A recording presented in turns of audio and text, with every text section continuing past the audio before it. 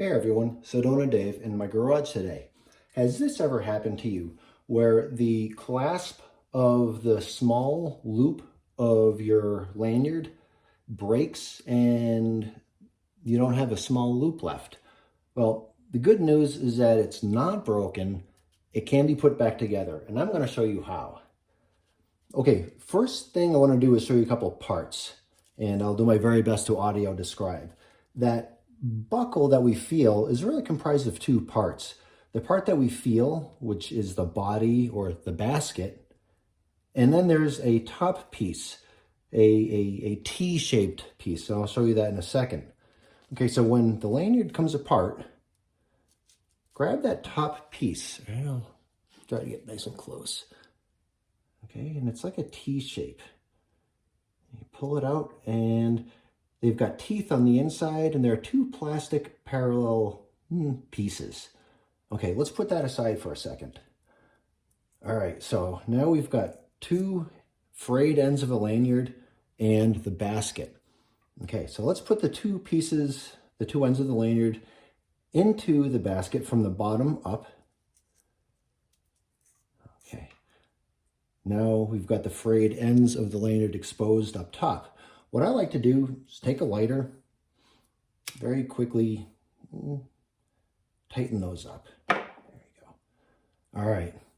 Now I'll take that top section, the T section, and I'll place the two ends of the lanyard into the T. All right, so the two pieces of lanyard are side by side. It's a little easier said than done. Side by side and all the way to the top of that T. So that's what I'm trying to make it look like. There. Okay, now with this semi-assembled top section, let's bring the basket up and feed that top section back into the basket. A little hard, a little tricky, but once you get it started, it'll go right in. All right, push the top down and it's back in place.